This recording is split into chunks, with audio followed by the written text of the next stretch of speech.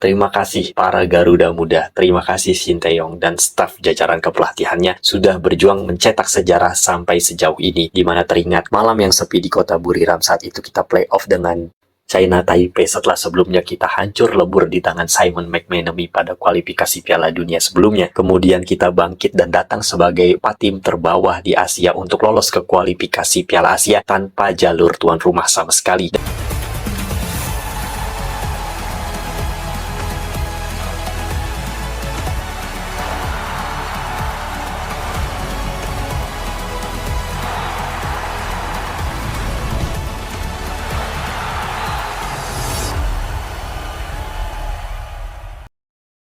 Hola, salam fans Garuda. Perjalanan tim dengan skuad paling muda di gelaran Piala Asia ini harus terhenti di babak 16 besar. Memang secara skor kita kalah, tapi kalau dilihat dari statistik pertandingan, kita ini nggak kalah jauh, kita ada perlawanan. Lihat aja, ball position hanya berbeda tipis, 51 berbanding 49, dan 7 percobaan menembak berbanding 5. 4 yang on target, dan 4-4-nya menjadi gol, dan 1 dari Indonesia. Kemudian dari jumlah pelanggaran, mungkin memang kita lebih banyak. Nah, selain itu, kita udah berani bikin build up serangan di awal aja, itu udah bagus ya. Sehingga kita tidak terlihat inferior pada pertandingan ini. Kalau kita lihat sepanjang pertandingan, kita berusaha untuk terus memberikan tekanan bagi pertahanan Australia. Cuma memang Australia ini tenang ya. Mereka memiliki kematangan dan ketenangan yang diperlukan untuk meredam tekanan lawan. Sedangkan kitanya kurang tenang ketika membangun serangan ya. Padahal kualitas pola build up-nya di babak pertama ini udah bagus. Kalau kita melihat dari gaya permainan Australia dan modal materi yang mereka miliki, dilihat dari fisik mereka unggul, teknik mereka bagus, mental, pengalaman, kematangan mereka memang jauh di atas kita. Makanya kalau dari segi ranking kita tertinggal jauh. Tapi dari segi permainan sebenarnya definitely di babak pertama kita masih bisa ngimbangin. Awal peluit dibunyikan, kita bahkan mengambil inisiatif menekan lebih awal. Tapi sayangnya memang teknik dan menit bermain kita berbicara di situ. Ingat, level pemain kita ini adalah level pemain yang kurang menit bermain dengan intensitas tinggi sekelas Piala Asia. Yang kita lawan adalah tim langganan Piala Dunia yang lagi mode serius untuk lolos, bukan yang lagi mode pengecut demi menghindari lawan yang dia takutin biar bisa pilih-pilih lawan. Tampak sepanjang pertandingan Australia ini bermain berhati-hati ya. Mereka berusaha membaca dulu karakter permainan lawan untuk kemudian memutuskan ingin bermain seperti apa ke depannya. Mereka nggak ngajak kita main dengan intensitas tinggi loh. Tapi mereka ini mampu menjaga ritme permainan, mengatur tempo, ahli dalam memutus momentum lawan, dan membuat lawan masuk perangkap permainan yang mereka inginkan.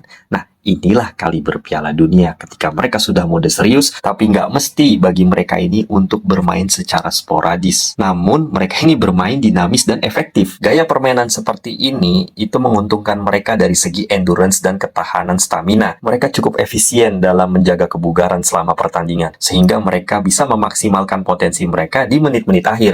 Makanya 2 gol terakhir ini berdekatan jaraknya di menit-menit terakhir. Itu yang harus kita pelajari dari cara bermain tim-tim kaliber Piala Dunia. Secara mereka nggak pernah kalah selama 8 pertandingan terakhir yang mereka jalani sampai melawan Indonesia ini. Kalau kita lihat di menit ke-12 ketika Elkan Bagot dianggap membuat gol bunuh diri. Saat itu Irvin mencetak gol lewat deflect ya. Ketika dia menendang bola, kemudian deflect gak sengaja kena kaki Bagot yang berusaha untuk menutup ruang tembak tersebut, sehingga merubah arah bola. Dan sayangnya posisi Hernando Ari sedang tidak tepat, sehingga menyebabkan mental timnas Indonesia agak mulai drop ya, walaupun masih bisa bangkit dan berusaha untuk mencari penyamaan. Tapi memang kedisiplinan yang dibangun oleh anak-anak Australia ini luar biasa ya. Mereka ini memang terlihat pengalamannya lah, level mereka jauh berbeda dengan kita, apalagi niat mereka ini untuk lolos. Kualitasnya beda sama orang yang pilih-pilih lawan. Nah, kalau kita lihat gol kedua ini dicetak oleh Martin Boyle yang lepas dari penjagaan Asnawi. Memang Asnawi nggak ngelihat pergerakan tanpa bola Martin Boyle ini, sehingga ketika crossing mengarah ke gawang tanpa pengawalan. Dan Sandy Walsh sebenarnya mencoba menutup striker Australia, namun sayangnya Martin Boyle ini lepas dari kawalan dan bisa menceploskan tandukan ke gawang Hernando Ari untuk kedua kalinya. Nah, buat para fans kardus, di sini gue berharap banget lu jangan terlalu kardus lah nilai pemain kita underperform atau jelek, si ini jelek, si itu jelek, mendingan ini, mendingan itu.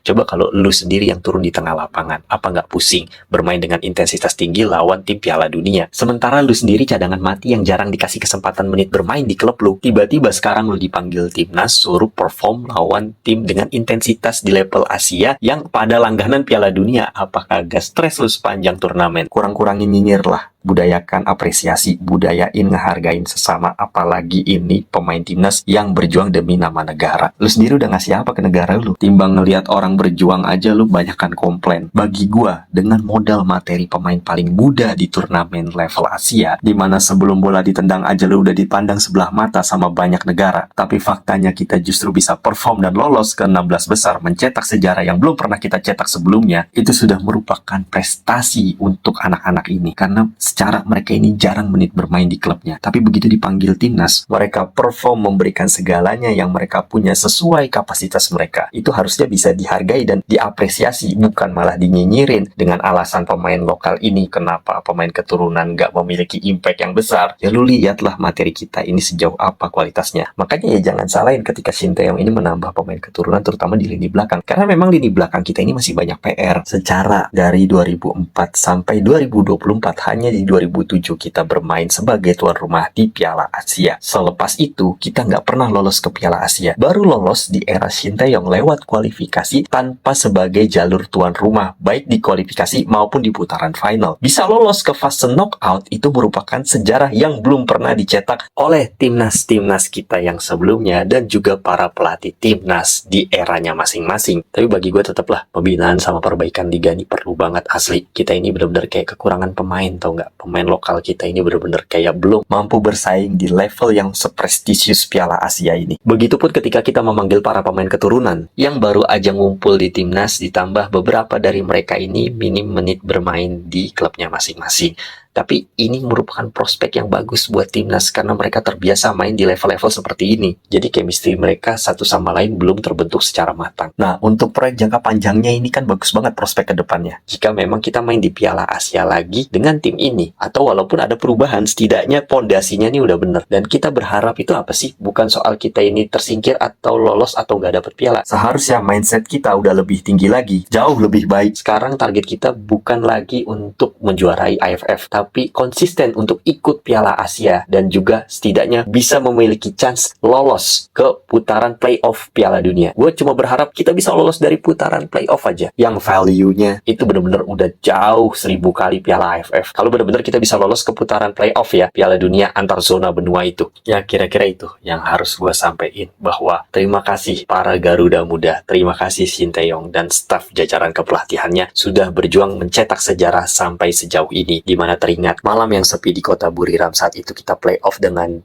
China Taipei setelah sebelumnya kita hancur lebur di tangan Simon McManamy pada kualifikasi Piala Dunia sebelumnya. Kemudian kita bangkit dan datang sebagai tim terbawah di Asia untuk lolos ke kualifikasi Piala Asia tanpa jalur tuan rumah sama sekali. Dan Shin Tae-yong membuktikan membawa materi muda ini mampu lolos ke Piala Asia hingga kita perform lawan tim level dunia hingga sekarang kita lolos mencetak sejarah 16 besar untuk pertama kalinya. Ingat sekali lagi kita start dari mana? Dari 4 tim terbawah di Asia saat itu, dan kita bisa melangkah sejauh ini merupakan sebuah prestasi yang harus diapresiasi sebagai para pendukung timnas sejati. Sampai di sini pembahasan kita tentang perhelatan Piala Asia yang diikuti oleh timnas Indonesia. Terima kasih telah menonton, sampai bertemu di kualifikasi Piala Dunia putaran kedua. Leave your comment below, see you and thanks for watching.